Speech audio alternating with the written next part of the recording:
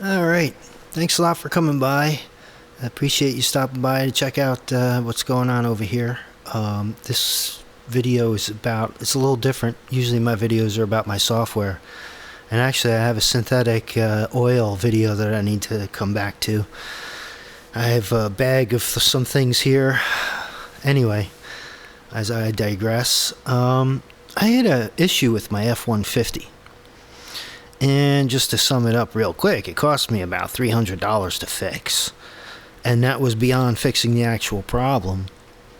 Because I put a bunch of valves and, I just watched about a zillion videos on, what is this transmission? This is the 4R75 WE something. You know, it's 2007, that F150, so... I don't know, but it's the 4R75. It's a 4-speed automatic transmission, common as hell.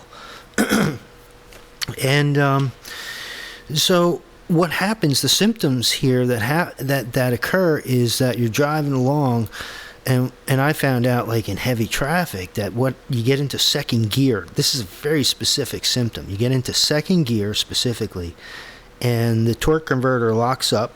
You know, just like a manual clutch, it's locked up. Maybe it's supposed to at that point, but it locks up.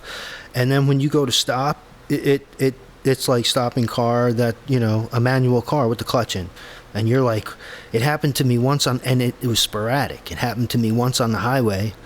And what happened to me, and I made another video about VCT solenoids, and I think half the problem was that, but I think actually the real problem I had was with my transmission.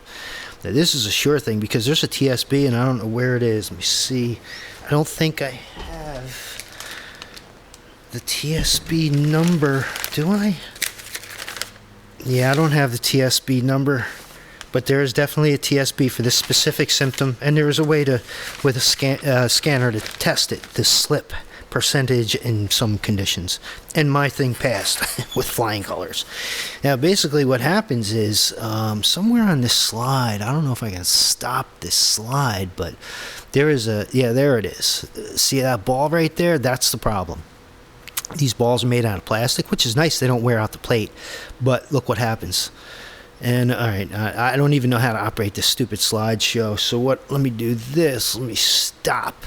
Right, so basically, the problem is that the ball gets stuck in the plate, and just like Julia Childs, which you probably don't need me to imitate again, but just like Julia Childs, I have it right here, already cooked as a collector's item. Where is it? I thought I saw the ball stuck in here.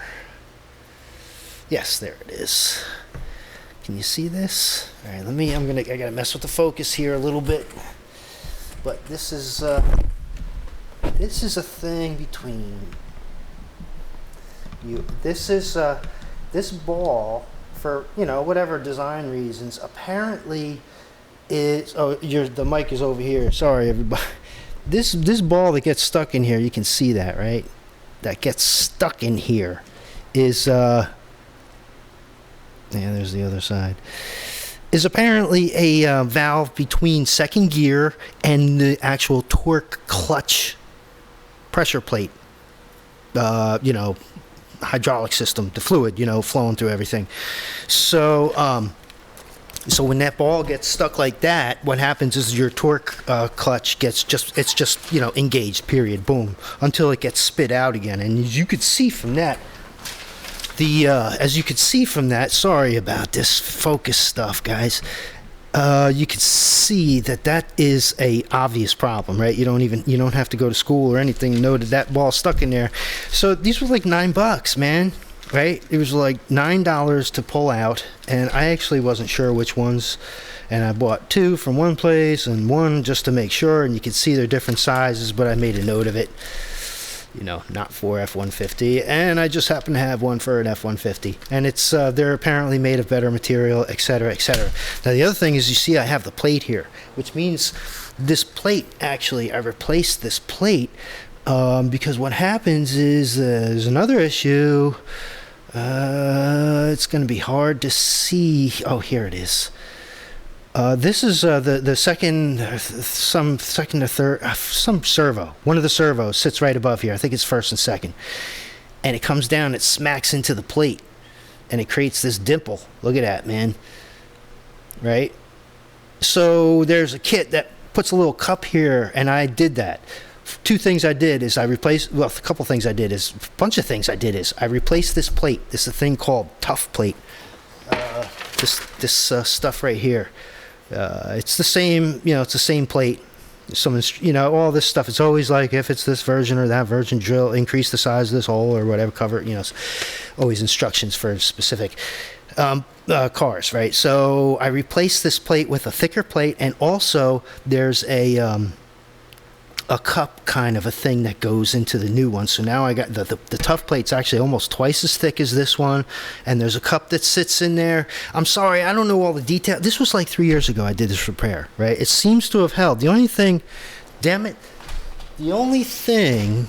I think my truck, I bought it used. I think it was flooded out, right? Because a lot of the bottom components went bad.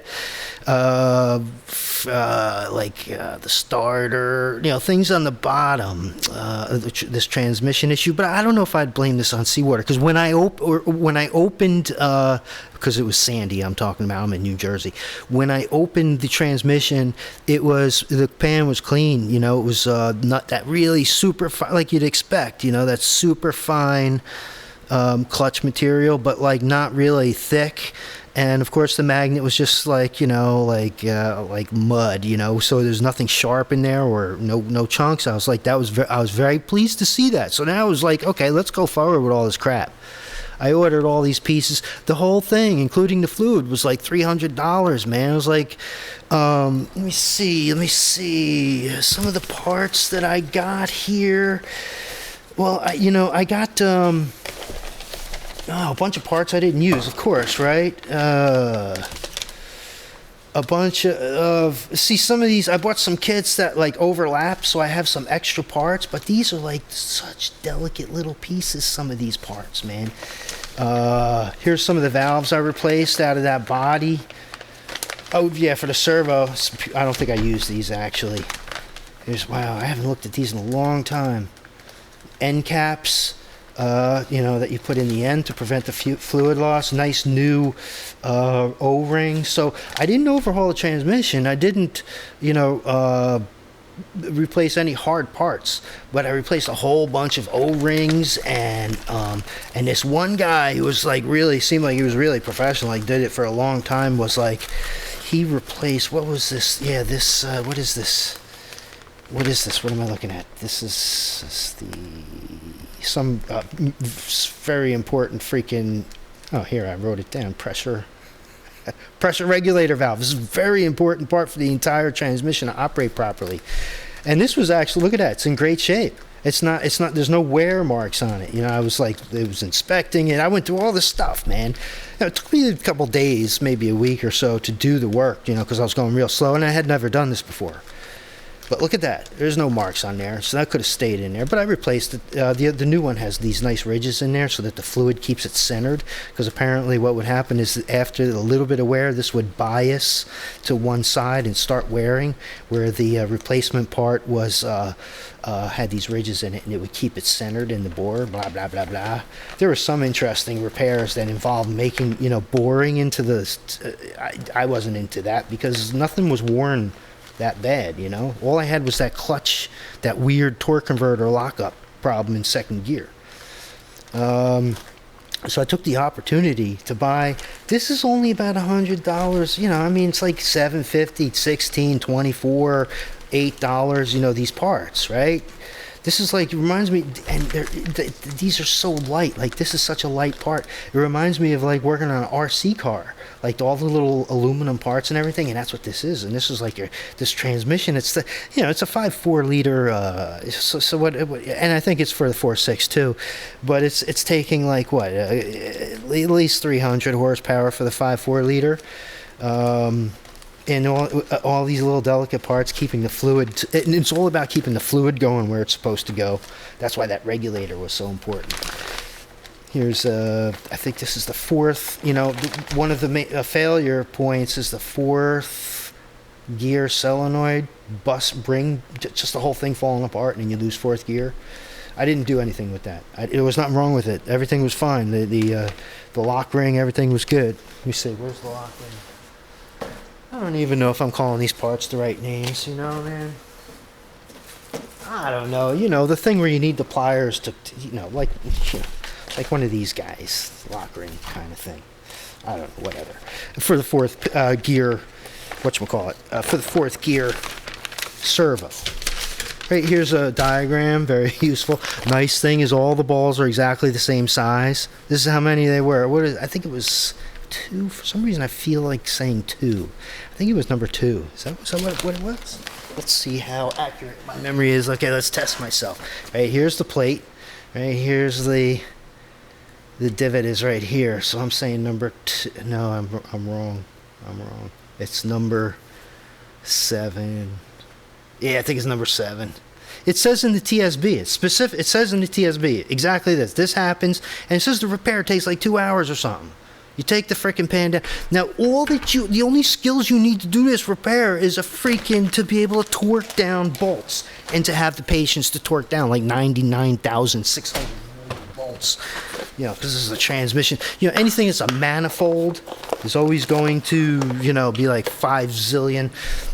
Look at my hand, the size of my freaking little girly hands, and this beautiful torque wrench that I think I did buy this specifically for this purpose. Let's see, yeah, I did. It's all the way loose. Of course, this is the smallest torque wrench. This is like for actually, bicycle doesn't even deserve this unless it's like expensive. But anyway, I love this thing. This looks like one of those things on Star Trek, right? Dr. McCoy would come up with and be like, because on the old Star Trek, even in the newer not the new weird Star Trek, but like the old, whatchamacallit, who was the dude who originally wrote Star Trek? Something. I want to say Ray Bradbury, but that is not the right name. Anyway, just like Dr. McCoy comes up with you, he's like, yeah, you're good now. Good to go. Get back to work, right? It's like no money, but get back to work. Get out to your stations. And everybody in Star Trek could fight, right? Like the doctors. If Klingons came and a fight broke out, the freaking, I hate to say like the lowliest, but like the intern would like start whooping ass. Everybody in Star Trek was like, it was required. Like everybody's required today to wear a mask and have vaccinations or whatever. Back then, it was just required that you knew how to fight. So anyway, what I'm saying is, to sum up this video real quick. Oh, here, let's play the slideshow while I'm summing up the video. There's the pan. My beloved dad, used to use it as hot dog truck. Now, look at that. What a great, right? Keeps all the parts together. Basically, you lower the pan. You're going to see that. You pull out the 59 bolts that are holding it in. It's like 30 bolts or something, I think, actually. 30, I want to say 32, but as a programmer, I think that's just the number I like. Anyway, you pull out all the bolts. You drop this thing. There's a couple gaskets. Replace this tough plate. Put the cup there. You don't have to do all the valves and everything. But what happens is you bring your truck. Your mechanic will tell you. You need a new transmission. If you bring your truck and say, look, it's doing this, here's a TSB, your mechanics will say, get out of here. We don't do that kind of work. But you know what? There's nothing sophisticated about this, man. It's nothing sophisticated. You just have to be able to, the torquing. When I pulled this apart, I noticed that some of these bolts were actually kind of loose on one side of the manifold. So you just have to be able to just follow freaking instructions, just do one thing at a freaking time, and Ford Tech Mech You Loco. If you want to know how to just remove the thing and get to this place, he's the man, for Fords. Go watch his video on pulling. I'd be ridiculous trying to explain to you. I don't videotape myself doing these repairs because I'm afraid of failure, because I'm never sure if I'm going to be successful. I don't know what the hell I am. But a lot of times I'm doing things for the first time. And even if I watch 99 videos, right, everybody knows what the deal is with that. It's been 2 years. Oh, one thing I have to say.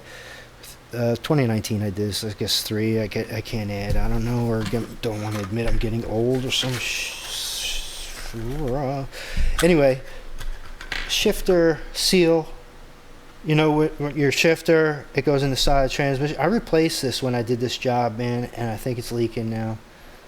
And it's like, it's leaking, like it doesn't leak in the wintertime. I don't know what's up with this, but I actually have two.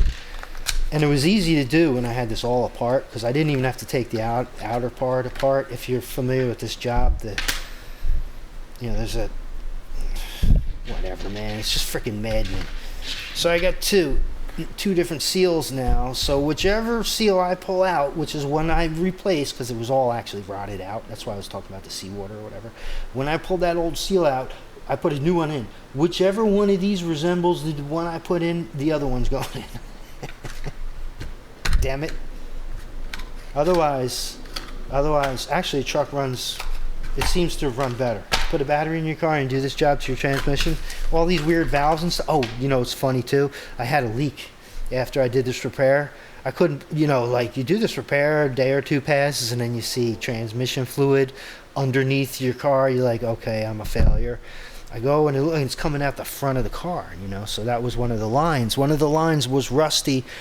I don't have a picture of it here, but one of the lines was rusty, and I guess something in there just increased the line pressure, and it just was leaking, and I fixed that with an illegitimate fix with some fuel line, which doesn't have the same pressure rating, but what can I say, man? I'm not really a professional, and I guess I could sue myself, but that would be kind of inefficient, right? To give myself money but hire, you know what I'm saying? Okay, so I'm getting stupid now. So anyway, I wanted to share that with you. Basically, the symptom was the car would stall in second gear when you come to a stop. In the truck, it's kind of scary because the bigger engine I almost rear-ended some, but I couldn't, because you can't believe it. An automatic car is not supposed to act like a clutched up manual, and it'll stall, just boom, like that, just like a manual will stall. Just exactly the same thing. That's a symptom in second gear specifically in second gear. If that's happening to you, and it would get all kinds of weird, because that ball may not stick in there. It may just stick for a second or something, right? May not be as deteriorated as mine. So you'll get weird behavior. And what I was getting, it was always happening at a certain part of the street when I would come around a curve. So you start imagining. Now that's not see that ball right? That's not imagination, right? That's obvious. This right here wasn't really a problem, but I fixed it anyway. This divot. Apparently all F150s will have that divot, and all F150s are going to will develop that ball issue. That's why they'll say the transmissions are good, but it'll eventually go on you. But $300, man, pulled me out of this problem. 3 years later, the truck still, God help me for saying it out loud like this, but the truck still seems to run okay. At 5.3, I gotta freaking religiously put the oil out of there, synthetic. Running at 5W30, by the way, which is the wrong spec. It's supposed to be 5W20, but so far so good, and it's pretty quiet, man. And I have to say, the 5.4 with the oil, it's one of the cleanest engines I've seen.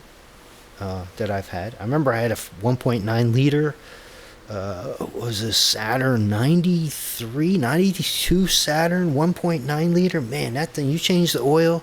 You would get it hot, drip the oil out of it for 2 hours, put fresh oil in there, where you can't even tell where it is. 1 week, man, it's dark. With that F-150, I go weeks, and it's just gets a little. I remember I went on a trip to Tennessee, 600 miles, man, just no problem. So you get the right oil in that 5.4, and you'll be all right. You'll be all right, as long as you don't have any of those bad pressure tensioners or that awful. What's that drift? Lateral drift in the crankshaft that just utterly destroys all of your. What are those sideways bearings? Not the main bearings, the ones that are sideways. Anyway, whatever. Now I'm talking over my head beyond my expertise. So anyway, this was a simple repair. If I could do it, man, if I could do this, this isn't software, man, right? I just want to share this with you because if you have a F-150 that's got this transmission issue, this is fixable. You could definitely do this with really, just some patience. And all you need is a damn torque wrench. You don't need any special weird freaking, sizes. It's all going to be, there might be some torques in there, but they're all, I don't think there are any torques. I forget. Actually, I honestly forget if there are torques in there, but I don't think, there's nothing exotic, man. And there's certainly nothing like, oh my God, I can't get this off. It's just all those linkages and stuff. You got to remember that. And I had a hell of a time getting the park, because I'm an idiot and I never did it before. And then now I'm only half an idiot. All right, long-winded. Am I done yet? Am I done talking yet? I think so. All right, well, look, thanks a lot for coming by. I appreciate it. F-150s, Fords, you got to subscribe to Ford Tech Mecky Loco. Guys, freaking forget it. Guys like that need to be like classified as like encyclopedia like level, like their videos should be stored away with those seeds in Norway or wherever the hell, right? Like he has a whole thing on top. All right, I don't even, you get what I'm saying. All right, thanks a lot, and have a great day. Where's that button?